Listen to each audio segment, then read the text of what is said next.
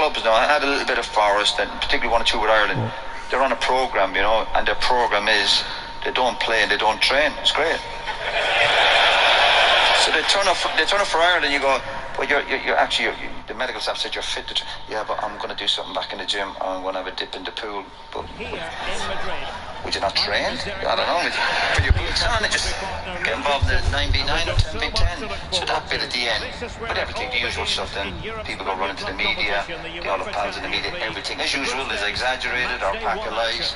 But I look back at the time I had with Martin in Ireland. I loved it. I thought it was brilliant. It was a brilliant job. I got great job satisfaction, and I was proud to be involved with them. But as I said, we move on. I thought the pitch was fantastic. Yeah, I thought it was a couple of lollipops away from being a cracker. Their arms were just there, weren't they? Yeah, the picture of the Italian game. Yeah. Are you there you go. All it needs, just I know you said, man, who's that hand on my head? But it's great. Football can bring you back down to earth. But after the game, listen, it was brilliant. We thought we'd lost it, I think, when Wes missed the chance. Yeah. And the atmosphere, brilliant. Listen, obviously fantastic. And I had that as a player as well in there. Brilliant. But then people drag you back down, because I remember after the game we're going back, and they do the same song, lads, having a few pints, of course. And I remember Ollie texted me, Solskjaer, one or two people would get hold of my number, unfortunately, and he would text me. And he said, great result. I remember reading the thing, anyway, it's always great when you beat the Italian reserves. I think, oh, you bastard. And there we are thinking, oh, he's a good guy, you know.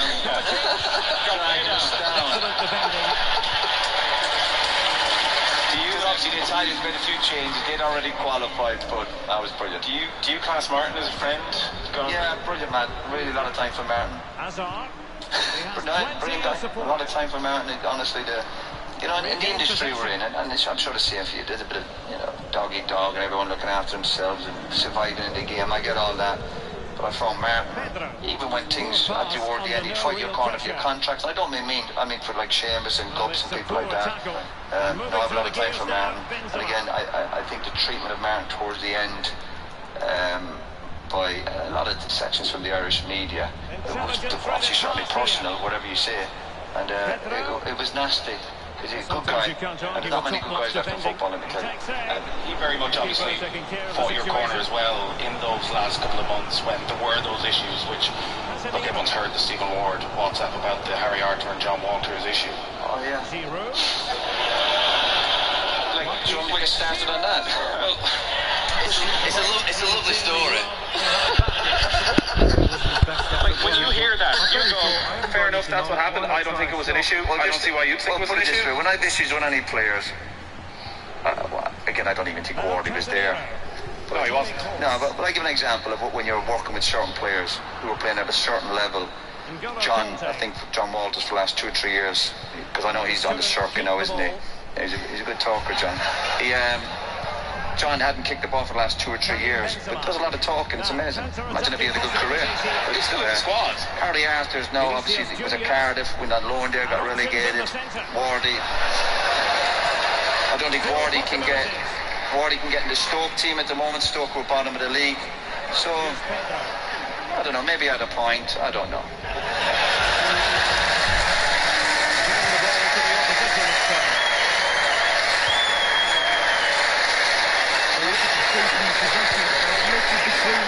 Would you class them as friends?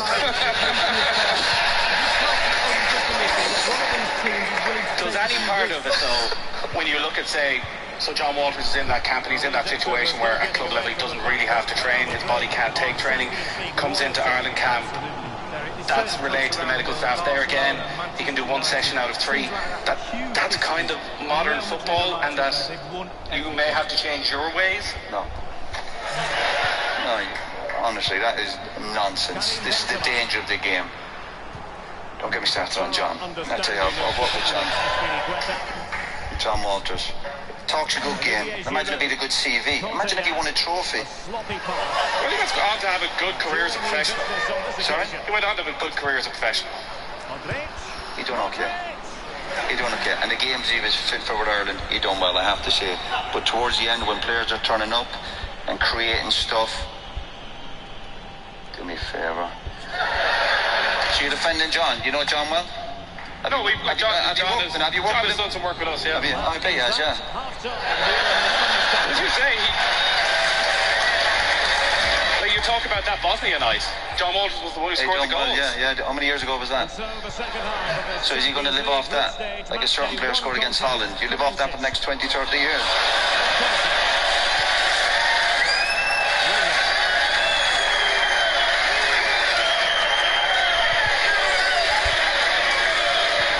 Listen, I know all about John Walters. I know all about him. Are you going to tell us? Bluffer. Again, talks a good game. And then there's the circuit, of course, there's all the circuit stuff. Goes on the TV, how harshly he was treated by me. He's crying on the TV, family situation. He's the only one who's doing me a favour. Not kicked the ball for Burnley for 2 or 3 years. He's be driving the train, he'd be on the radio. You know what I mean? Why don't you lay low for a while? Lay low, take it easy. Look at his medals. Oh, that wouldn't take long, yeah.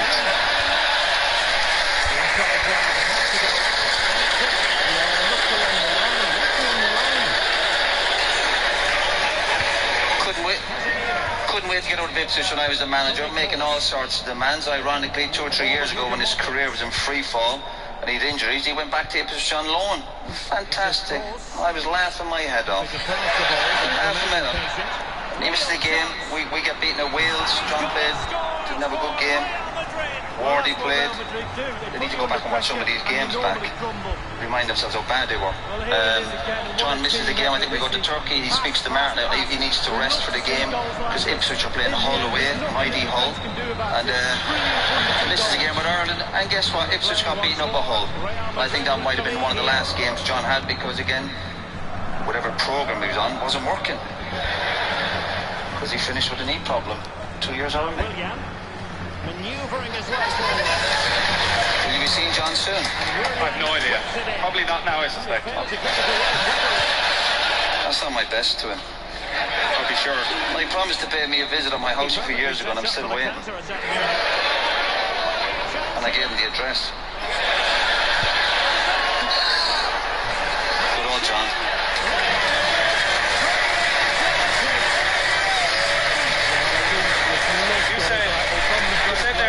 The next step and a return to management for who?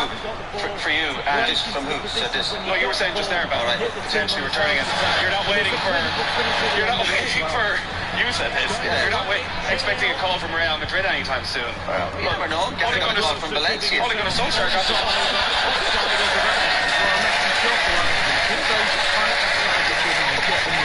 Ole Gunnar Solskjaer got the call from Manchester United. Yeah. Did part of you think?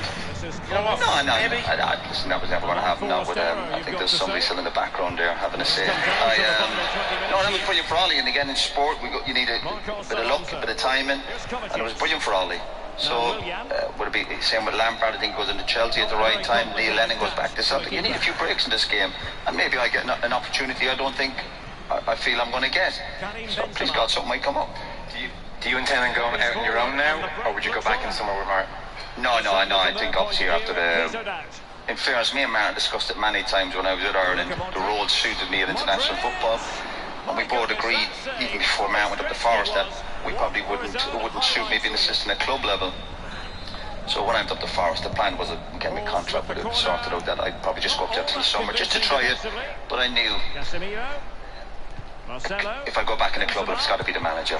Simple as that. But I had obviously a bit of loyalty towards Martin. I didn't think Martin would go so quickly after I left, but I knew after kind of a month or two that the assistant manager's role at club level didn't really suit me. It was fine with Ireland, that was no problem, because obviously you're not together every day, etc. But the club stuff, no, I definitely would have to go back in and be a manager. And do you talked about the modern dressing room, all this kind of stuff. Do you feel like you have to hold your tongue when you go back in? Do you feel like you have to adapt the way you'd like to manage, the things you'd like to say to players? I'm intrigued by people who talk about my role in the dressing room, particularly people who've never been in the dressing room with me. It's amazing what people think I do in the dressing room. Yeah.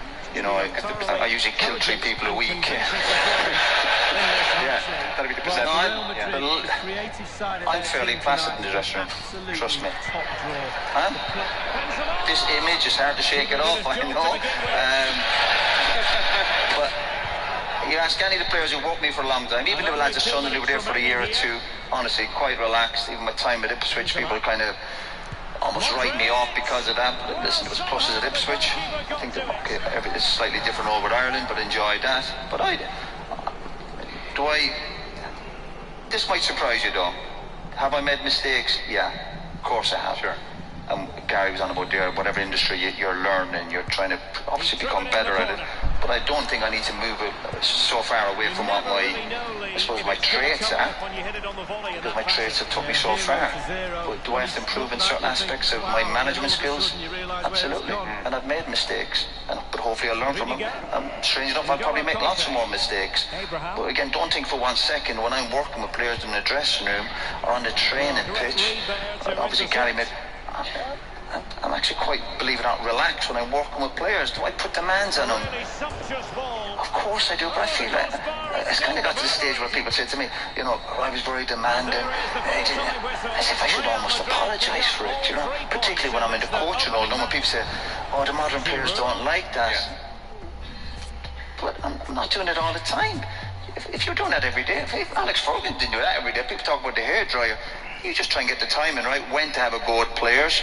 Whether at the time people thought I was having a go at John Walters or Harry Allen. Sometimes you're trying to motivate people, and sometimes you're motivating them. Sometimes you get it wrong. Some players enjoy that. They go, yeah, you know, I enjoyed that heated discussion, whatever you might say. But again, obviously you've got to pick and choose. But other players react to it, and you go, I think you're... Again,